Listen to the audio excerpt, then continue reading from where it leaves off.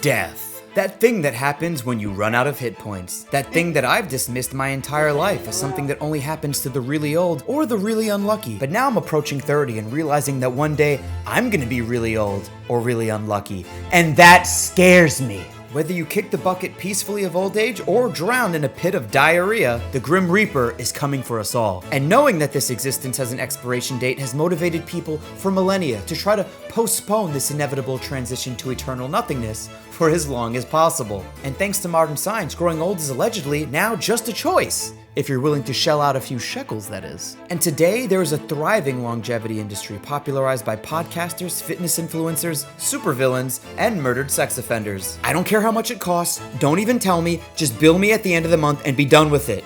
Unless the whole thing's a giant scam. Let's take a look. While mention of an immortality juicy juice date all the way back to the Epic of Gilgamesh, attempts to actually create an elixir began where all cheap products that never work for their intended use are made.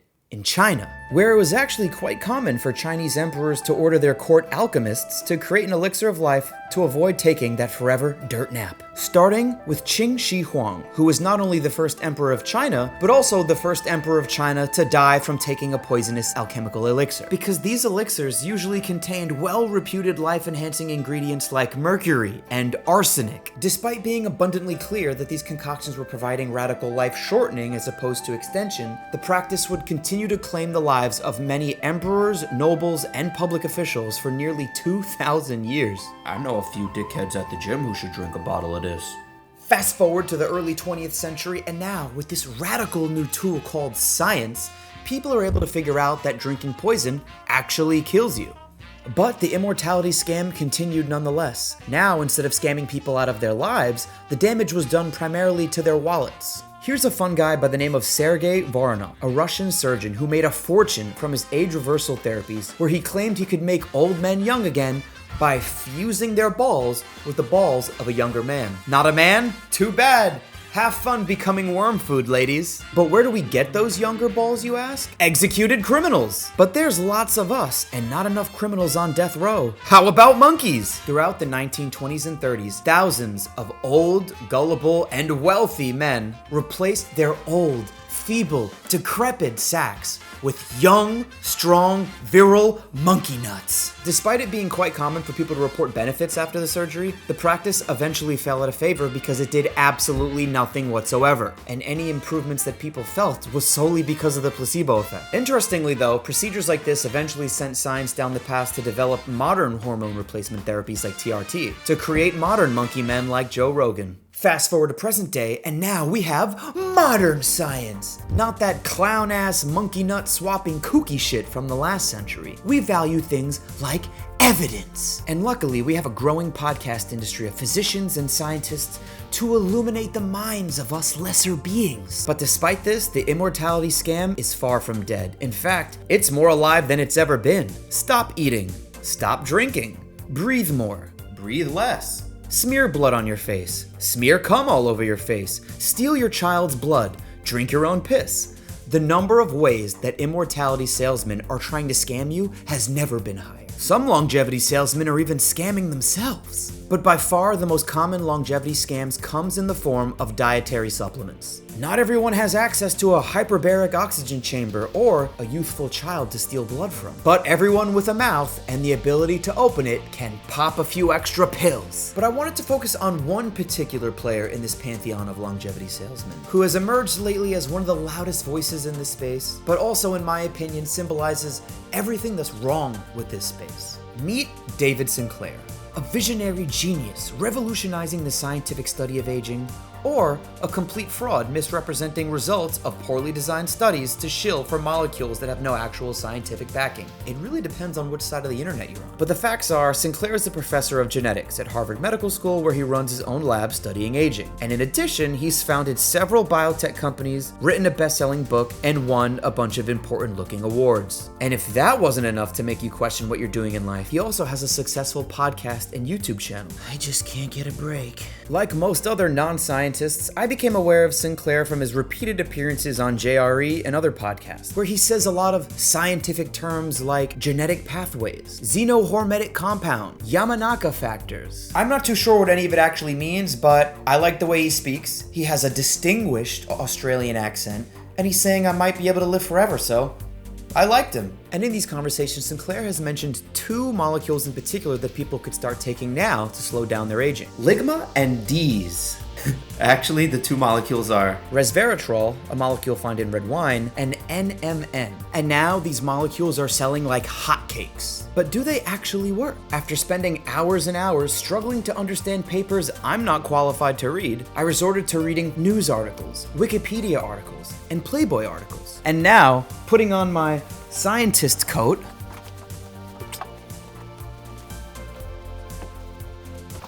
I'm here to report the science, which is maybe, but probably not. The resveratrol craze took off in the early 2000s when Sinclair's lab published a paper showing that resveratrol activates a gene called sirtuin-1 that resembles a similar gene, sirtuin-2, that was previously shown to expand lifespan in yeast. Following that discovery, Sinclair began hyping up resveratrol more than the final season of Game of Thrones, saying things like, it's as close to a miraculous molecule as you can find. 100 years from now, people will maybe be taking these molecules on a daily basis to prevent heart disease, stroke, and cancer. And I'm gonna be the one to sell it to them. I'm just kidding. I added that last part. Please don't send your goons after me. But that definitely seemed like the plan when Sinclair co-founded a company specifically to make a resveratrol product. A company that, in all of the hype that Sinclair started, bought his company for $720 million. Or the average monthly rent for a studio apartment here in New York City. That should all be fine and dandy. People should make a bag off of great scientific discoveries. The problem is, Sinclair's results that started this whole resveratrol bonanza have never been replicated. And now it seems to be widely accepted that it wasn't resveratrol at all that activated that gene. It was actually some fluorescent dye used in the experiment. And that larger company eventually shut down Sinclair's smaller company for a variety of reasons, but stating the compound's activity wasn't specific to SIRT1, and at some doses it actually inhibited SIRT1, making it the biggest disappointment since the final season of Game of Thrones. Yeah, D&D, I didn't forget about you clowns. And then to add insult to injury, now there's mounting evidence questioning whether activating this gene does anything for lifespan at all. Nevertheless, Sinclair, to this day, with his sultry, reassuring ASMR-like voice, continues to state that resveratrol is a lifespan increasing molecule like it's settled science, but it is most definitely not. And it's a similarly weird story with the other molecule, NMN, where there's a growing body of studies in humans stating that for otherwise healthy individuals, NMN has little to no effect compared to placebo. A notable exception being this study, which was funded by Sinclair himself. But the hype train has already left the station and has gone express. So he created another company called Metro Biotech to create an NMN product, and then successfully lobbied the FDA to ban other NMN products so that he can have a monopoly over the market. Not entirely unlike the same strategy employed by criminal mastermind Walter White in the critically acclaimed Breaking Bad. These fucking clowns D&D could learn a thing or two. And recently, Sinclair claimed that his NMN product reversed the aging in dogs, prompting widespread backlash from the scientific community. Now, I think it's important to point out that despite what this quote would have you believe, I am not a scientist. I don't really know the answers here. And although much of the information that I've shared here came from people who were allegedly interpreting the science fairly, I'm not really in a place qualified to say whether they are or not. And that's kind of my point. This space is so easy for people who seem like authorities on the topic to just claim whatever they want, and then people like me will go, well, I want to live forever, I should buy that. I don't know what people's agendas are. I don't know what they're motivated by. Is it greed? Is it personal things? This guy seems to really not like Sinclair, and he says that he doesn't know what he's talking about. These two both seem to be friendly with Sinclair, but they've also expressed doubts about the things he's saying. But this guy on Reddit said that this guy's full of shit, and this guy apparently slept with too many women, and so is Sinclair a charlatan? I wouldn't go that far, but I think this comment sums it up best. David Sinclair is by far the worst disappointment in the longevity community.